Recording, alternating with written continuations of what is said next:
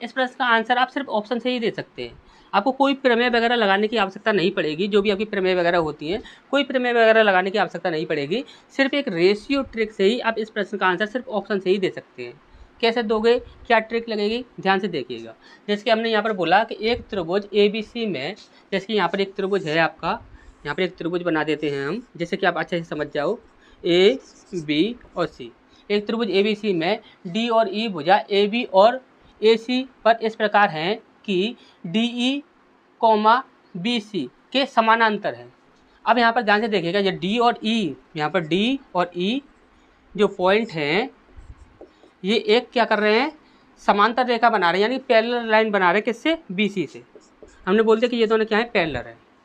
हमने बोला कि यहाँ पर बोला गया है कि यहाँ पर देखिए रेशियो दिए गए हैं, AD का रेशियो। तो AD का रेशियो कहाँ पर हम लेंगे, हम AD का रेशियो है आपका 3x, ठीक। और यहाँ पर ये BD, तो BD का रेशियो कितना है आपका 5x, ठीक। अब यहाँ पर बोला गया कि AC जो भुजा है वो आपकी 4 सेंटीमीटर, AC ये टोटल आपकी 4 है, ठीक। AC टोटल कितनी है आपकी 4 है। हमसे बोला गया कि AE का मान कितना होगा, A और E इसका मान हमसे यहाँ पर पूछा गया। अब ध्यान से हमारी बात समझ लीजिएगा, रेशियो ट्रिक किस प्रकार से काम करेगी।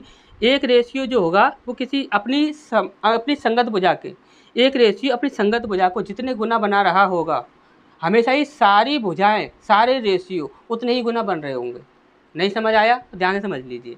हमने बोला कि यहाँ पर देखेंगे तो यहाँ पर एक भुजा का मान हमें दिया गया है और तो सारे हमें रेशियो दिए गए हैं। तो हमने बोला कि यहाँ पर देखिए ये जो भुजा है ये आपकी इसके संगत है, ये वाली भुजा इसके संगत है और ये वाली भुजा इसके संगत है, ठीक। अच्छा ये चीज़ तो जानते ही होंगे। अब यहाँ पर देखिए ये वाली भुजा जो है वह इस भुजा के संगत है, इसका मान आपका दिया हुआ है 4 सेंटीमीटर। यदि इसका मान 4 सेंटीमीटर दिया हुआ है तो ये तो पूरा है, तो यहाँ पर रेशियो इसके लिए क्या है, तो यहाँ पर ये भुजा इसकी संगत है, यहाँ पर बोला 5 और 3 कितना हो जाएगा, 8 रेशियो हो जाएगा। तो यहाँ पर आपका कितना बन रहा है, वो 8 रेशियो बढ़ रहा है टोटल। हमने बोला कि यहाँ पर ये आपका कितना है, 4 है, तो 4 का ऐसे देखोगे तो ये कितना हो रहा है, डबल हो रहा है। 4 का ऐसे देखोगे तो ये क्या हो रहा है, डबल हो रहा है, यानी कि 4 दूनी 8।